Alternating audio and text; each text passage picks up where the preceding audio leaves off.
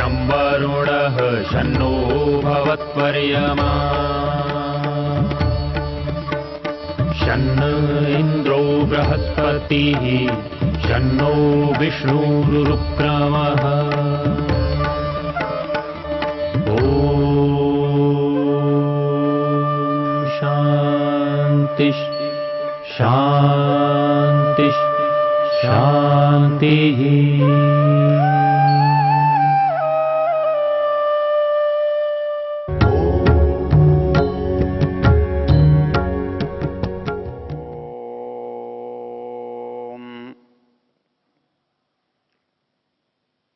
हम ज्ञान सूक्त की चर्चा कर रहे हैं। ज्ञान सूक्त ऋग्वेद के 10वें मंडल का 71वां सूक्त कहलाता है। इसका ऋषि बृहस्पति है और इसका देवता ज्ञान है।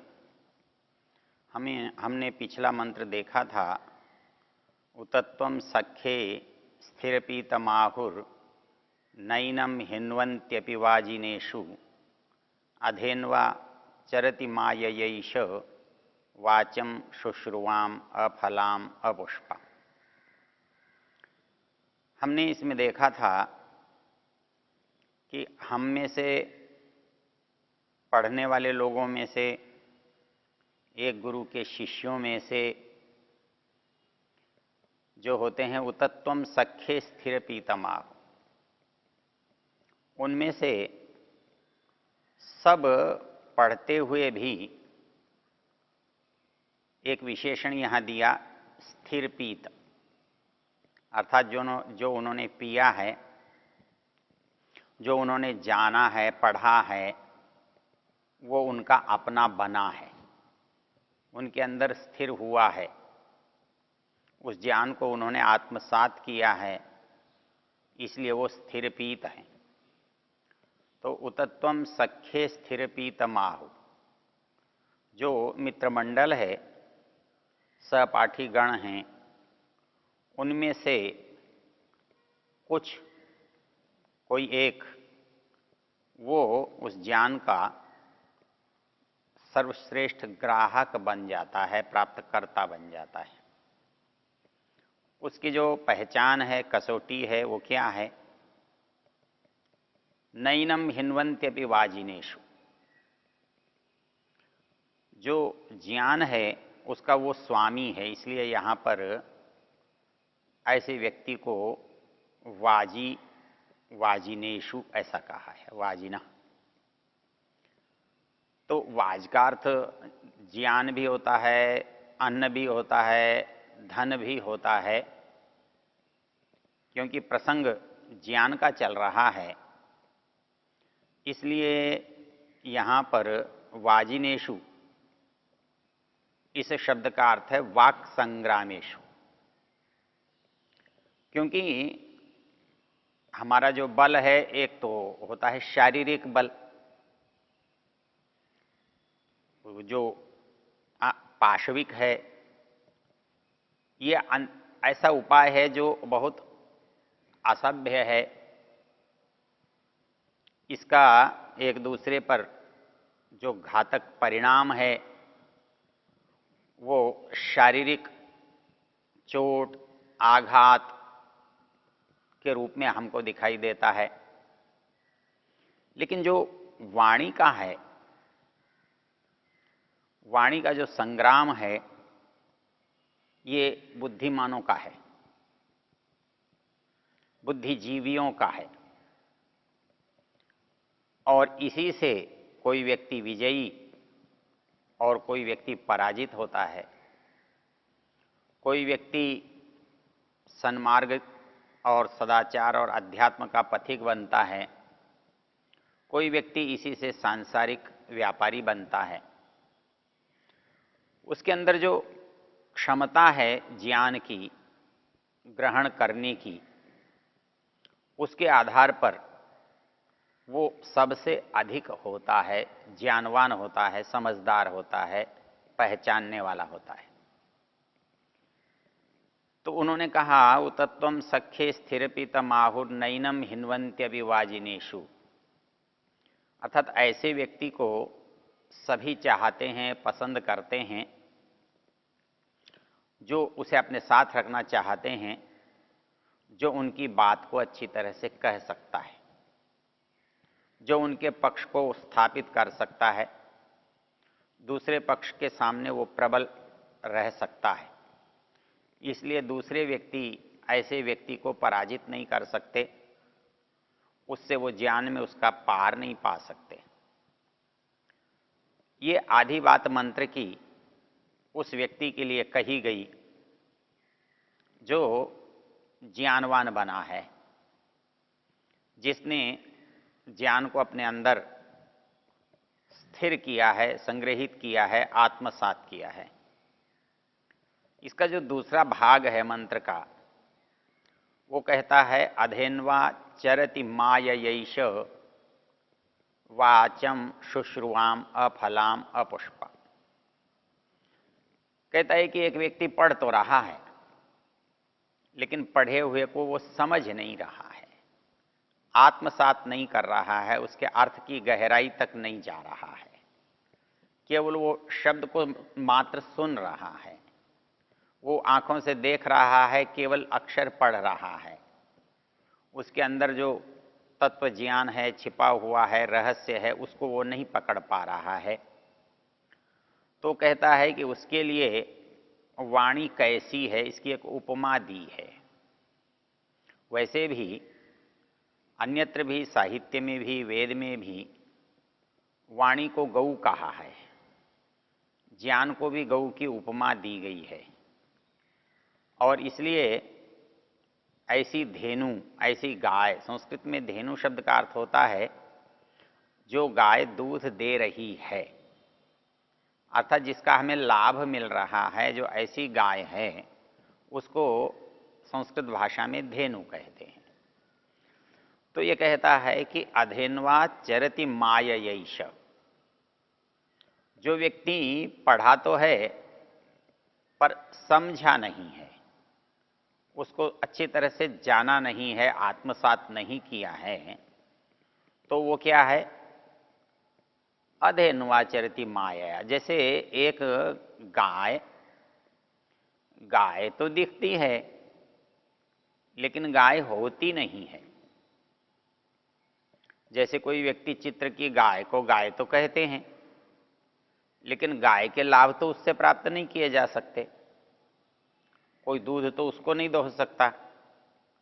तो ऐसे ही यदि कोई गाय किसी वस्तु की, लकड़ी की, पत्थर की या किसी चीज की बनाकर रख दी जाए, तो वह गाय भी तो किसी काम नहीं आती, उसका कोई लाभ नहीं होता।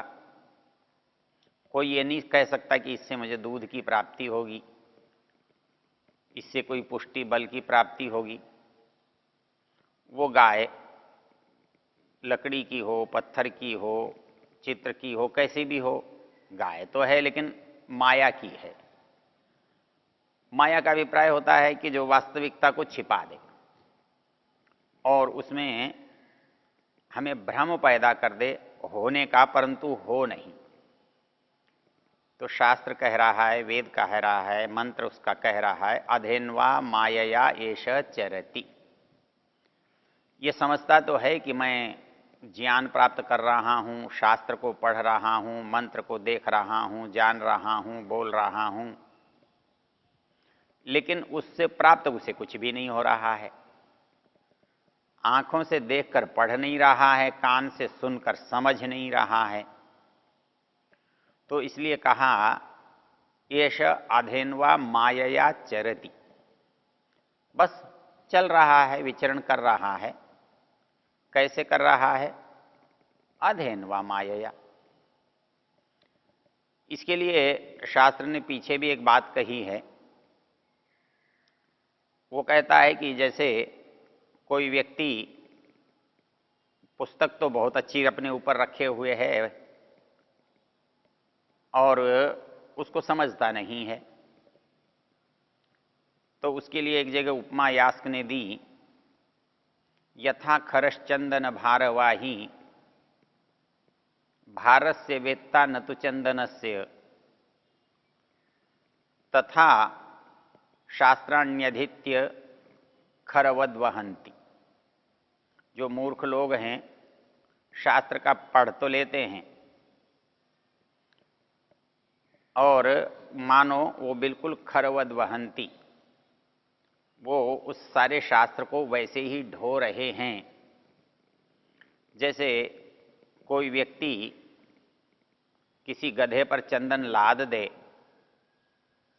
और गधे से पूछे क्या लग रहा है तो उसे चंदन की गंध नहीं आती, उसका ध्यान चंदन की गंध पर नहीं होता, उसका ध्यान तो होने वाले वजन पर, भार पर होता है। उसे तो भार सताता है, चंदन के गुण उसे पता नहीं लगते। तो यथा खरश चंदन भारवाही भारस्य वेत्ता न तो चंदनस्य तथा शास्त्राण्यधीत्य मूर्खा खरवद वहंती। तो शास्त्र को पढ़कर भी मनुष्य शास्त्र को वैसे ही ढो रहा है जैसे कोई गधे पर चंदन लदा हुआ है और वो एक बोझ समझ के उसे ढो रहा है। तो यहां भी वाणी को उसने प्राप्त तो किया है, ज्ञान को उसने ग्रहण किया है, लेकिन नाम मात्र के लिए किया है। तो वहां कहा अधेन्वा चरति माययैष वाचम शुश्रुआम अफलाम अपुष्पा। अर्थात कोई पौधा आप लगाएं और उस पौधे में न तो फल आए न फूल आए, तो ऐसे आपको निराशा होने लगती है कि ये पौधा तो व्यर्थ चला गया, इसका कोई हमें लाभ नहीं हुआ। क्योंकि कोई भी प्रयास तब हमें अच्छा लगता है, तब सार्थक लगता है जब हम जिस प्रयोजन या उद्देश्य के लिए लेकर उसे करते हैं, उसको लेकर चलते हैं, यदि वह हमारा उद्देश्य सफल होता है तो हमें लगता है, हमें प्रसन्नता होती है कि हमको फल प्राप्त हुआ। लेकिन जो व्यक्ति ज्ञान का उपयोग नहीं कर सकता, वो ऐसा ही है जैसे उसके पास उसने कोई फल लगाया, कोई पौधा लगाया, लेकिन उसे परिणाम नहीं मिला, कोई उसका फल नहीं आया, कोई उस पर फूल नहीं आया। इसलिए इस संसार में वो सारे पदार्थ व्यर्थ हैं जो चित्र की तरह हमें मिलते हैं, लेकिन उनका कोई वास्तविक उपयोग हम नहीं कर सकते। इसलिए ज्ञान की जो महत्ता बताई इस मंत्र में, दो भागों में बांटा उसे। पहला भाग तो हमारे ज्ञान का हमारे परिवेश में क्या महत्व है। तो पहली पंक्ति जो शास्त्र ने कही, वेद ने कही, वो ये कही वो कि उतत्वम सख्ये स्थिर पीतमाहु नैनम हिन्वंत्यपि वाजिनेशु।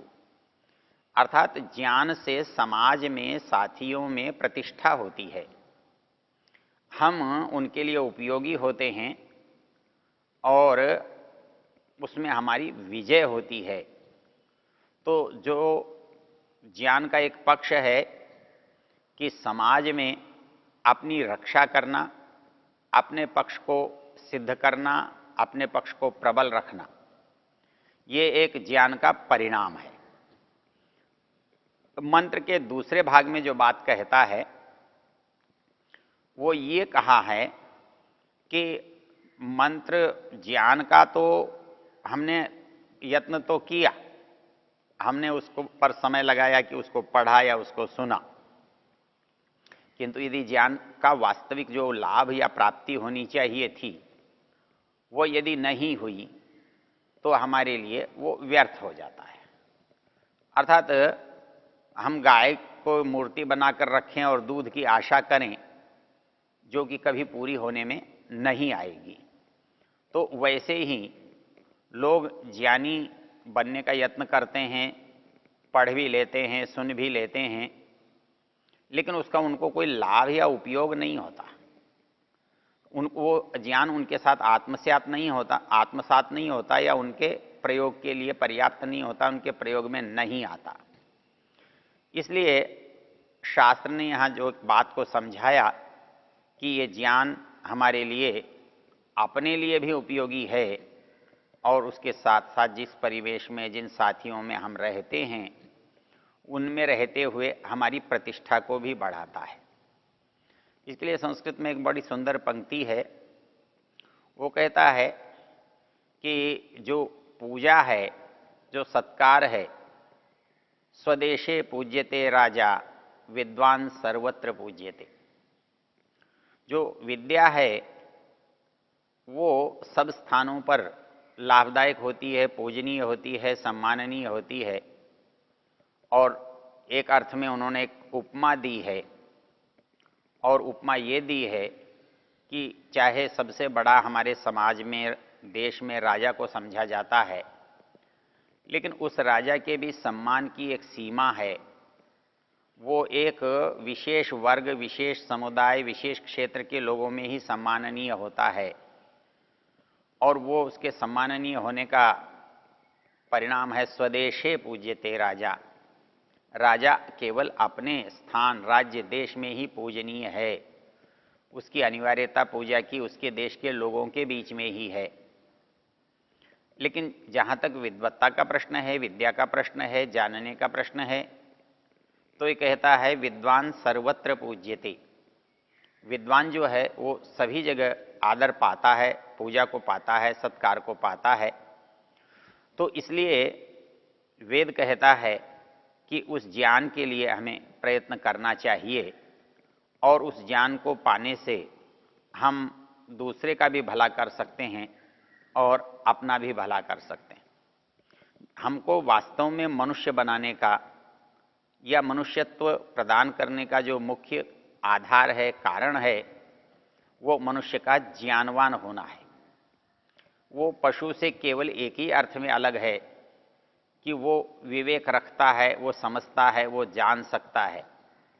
पशु जानता नहीं है, इसलिए वो सींगों से लड़ता है, दांतों से काटता है, नखों से किसी को कष्ट पहुंचाता है, पैरों से लात मारता है। लेकिन एक मनुष्य को ऐसा कुछ भी करने की आवश्यकता नहीं होती है।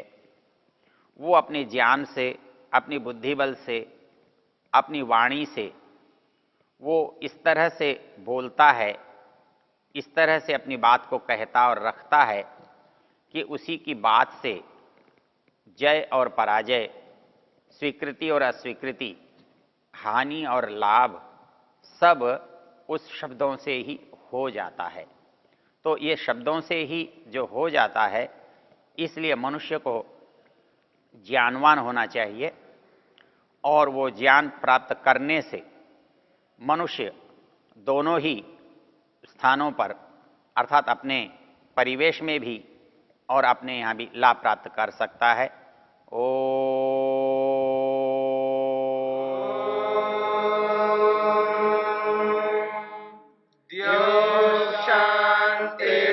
शांतिरंतरिक्षं शांतिर्पृथिवी शांतिरापः शांतिरोषधयः शांतिः वनस्पतयः शांतिर्विश्वे देवा शांतिर्ब्रह्म शांति सर्वं शांति शांतिरेव शांति क्षमा शांतिरेधि। ओम शांति शांति शांति।